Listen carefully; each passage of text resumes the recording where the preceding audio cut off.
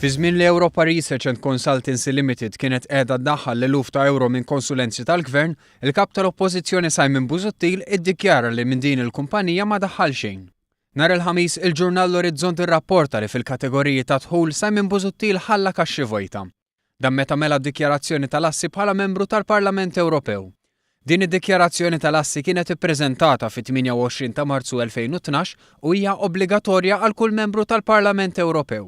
Is-sena 2012 kienet parti minn perjodu li matulu Busuttil kien għadu direttur tal-kumpanija li mingħand il-Gvern ħadet sensiela ta' direct orders.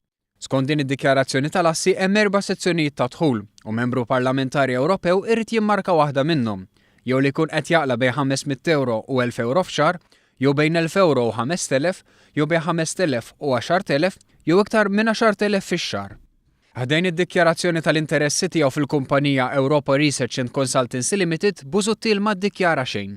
Fl-aħħar ġimgħat irriżulta li fl-aħħar snin din il-kumpanija ħadet mal-1,200,000 euro f'kuntratti minn entitajiet governattivi u hemm numru kbir minnhom b'direct order. Meta kien qed jieħu sehem fil-programm Xarabank mal-Prim Ministru Joseph Muscat, Busuttil kien qal li l-kumpanija li kellu sehem fiha u kienet rebħet il-kuntratti b'kompetizzjoni. Eventwalment irriżulta li f'ħafna każi ma ġarax hekk.